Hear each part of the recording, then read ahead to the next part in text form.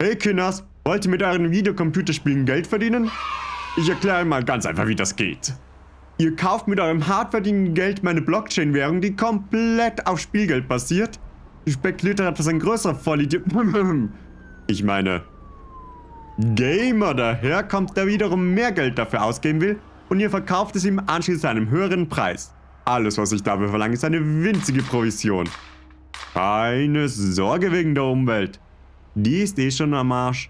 Genauso könnte es auch ablaufen, wenn wieder einmal Werbung eines dieser NFT-Spiele in eurer Timeline auftaucht. Man soll mit seinem Echtgeld irgendeine Kryptowährung kaufen, mit der man anschließend im Spiel Skins oder Figuren kauft, welche es nur einmal auf der Welt gibt und welche man anschließend hoffentlich zu einem höheren Preis weiterverkaufen kann, bzw. soll. Immerhin werden solche Spiele auch als Play-to-Earn-Spiele, auf Deutsch Spiele um zu verdienen, oder seit kurzem Play-for-Purpose-Spiele. Also Spiele für einen gewissen Zweck bezeichnet.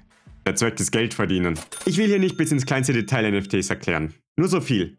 NFT steht für Non-Fungible Token. Es ist ein digitales Zertifikat, das auf das Original einer digitalen Sache mit einem Link verweist. In unserem Fall irgendein Monster oder ein Skin. Im Grunde genommen ein JPEG mit etwas Code dahinter. Dieses Zertifikat wird anschließend in der Blockchain gespeichert, die man vielleicht am ehesten von den Kryptowährungen Bitcoin oder Ethereum her kennt. Besonders schön. Oftmals werden die Daten, auf die der NFT verlinkt, auf privaten Servern gespeichert. Heißt, geht das Spiel offline, ist der NFT auch mit dem Spielgeld wertlos. Fantastisch! Immer wenn Blockchain und Gaming kombiniert werden, kommt die Aussage, uns ist prima wichtig, ein spaßiges Spiel zu machen. Aber NFTs sind eine sehr coole Ergänzung dazu. Wenn man NFTs so einsetzt, wie wir es machen, dann kann man auch nur wenig daran kritisch finden. Unsere Kryptomasche ist auch weniger umweltschädlich wie andere Vertreter und wir spenden auch einen Teil an nachhaltige Projekte. Ein gewisser Prozentsatz unserer Einnahmen kommt nämlich nachhaltigen Projekten zugute. Und generell zwingen wir niemanden, NFTs zu kaufen. Wir wollen den Leuten nur die Wahl lassen, mit unserem Schneeballsystem Geld zu verdienen. Bla bla bla bla bla bla bla. Denn nichts anderes ist es. Ein Schneeballsystem. Man hofft, dass ein größerer Vollidiot daherkommt und investiert. Entschuldigung, das stimmt nicht. Man ist kein Vollidiot, wenn man darauf reinfällt. Man wird nur ausgenutzt. Man ist nicht dumm, nur weil man betrogen wird. Der andere ist nur, umgangssprachlich, ein Verbrecher. Vielleicht denkt ihr euch auch, ich habe jahrelang Diablo oder WoW oder was weiß ich gespielt. Es wäre doch super, könnte ich jetzt, da ich es nicht immer spiele, alles verkaufen und so etwas Geld zurückbekommen. Bestimmt, die Idee ist verführerisch. Nur ist das zu kurz gedacht. Niemand gibt für etwas Geld das, was keinen Wert hat. Du hast in der Vergangenheit vielleicht x Stunden in ein Spiel gesteckt, weil es dir zu diesem Zeitpunkt Spaß gemacht hat. Das wäre aber bestimmt nicht der Fall gewesen, wenn du dir deine Ausrüstung zusammenkaufen hättest müssen. Du hättest dir gedacht, oh, das Spiel ist ja reines Pay-to-Win. Auch bei rein kosmetischen Sachen bringen NFTs keinen Vorteil. Wieso sollte man für einen Skin, der leicht zu bekommen ist, viel Geld ausgeben? Du bist doch nicht verrückt. Das macht man nur für einen seltenen. Die werden aber teuer sein und die meisten werden keinen solchen Skin sicher spielen. Das ist ja auch die Definition von selten. Der Punkt, der aber oft für NFTs vorgebracht wird, nämlich dass man sie wieder verkaufen kann, ist aber auch gar nicht einmal neu oder einzigartig für NFTs. Mikrotransaktionen existieren und man kann sie teilweise auch wieder verkaufen. Möchte vielleicht jemand diesen Counter-Strike 2 Skin haben? NFTs lösen kein Problem. Man besitzt, wie schon gesagt, nichts. Man hat einfach nur einen Link. Die Rechte an dem Ding bleiben beim Ersteller. Man kann diesen Link nur auf dem Marktplatz des Erstellers wieder verkaufen. Gegen eine Gebühr, versteht sich. Derselbe Marktplatz, um die das Spiel auch designt wurde. Es ist vielsagend, dass jedes NFT-Spiel in der jeweiligen Pressemitteilung mehr Worte über den Marktplatz verschwendet als wie über das Gameplay. Denn sonst müssen sie sagen, das Gameplay besteht nur aus Grind und Pay-to-Win.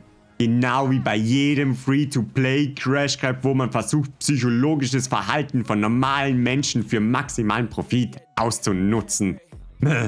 Ich meine, schaut euch die Spiele auch nur mal an. Die gesamte Aufmachung ist oft entweder knuffig ohne Ende, damit möglichst viele Kinder angelockt werden, die keine Ahnung vom Geld haben. Immerhin sind die Spiele auch ab 4 Jahren und die erste Spritze gratis. Oder eine bekannte Marke wie Final Fantasy oder Call of Duty. Für die Fans! Die Vorzeige-Kryptospiele unterscheiden sich ja vom Spielprinzip von den ganzen Gacha-Lootbox-Handyspielen, die Mobile Gaming gekillt haben, überhaupt nicht. Hier der Beweis. NFT-Spiel, Fate Go. Honkai Star Rail, NFT-Spiel, wo alle Löwen investiert haben. Ja, ich habe per se etwas gegen NFT-Spiele. Merkt man das? Ist doch ihr Genre Wir haben diese Möglichkeit, dass Spiele ihr Geld ausgeben, wie die miesesten Free-to-Play-Vertreter, die es gibt. Aber als Bonus zerstören wir noch mit unserem energieverbrauchten Planeten. Nice! Und wie bei Gacha-Spielen ist es mega schwer damit aufzuhören, wenn man einmal drin gefangen ist. Vielleicht ist euch die Sunk-Cost-Fallacy und die versunkenen Kostenfalle ein Begriff. Sie besagt, dass wenn man bereits Geld in etwas gesteckt hat, man eher dazu geneigt ist, mit dem Vorhaben fortzufahren. Wenn man schon Geld in ein NFT-Spiel gesteckt hat und sich die Mühe gemacht hat, seine Spielfigur aufzuleveln, kann man doch jetzt nicht aufhören. Dann wäre doch das gesamte Geld und die investierte Zeit verloren. Außerdem, wie kann das Böses sein? Es schaut knuffig aus. Der Entwickler sagt auch, bei ihrem Spiel geht es um die Umwelt mit Gegnernamen wie der böse Theo, der Zweite, aber es ist gelogen. Es ist auch der einzige Marketingpunkt, den sie immer bringen.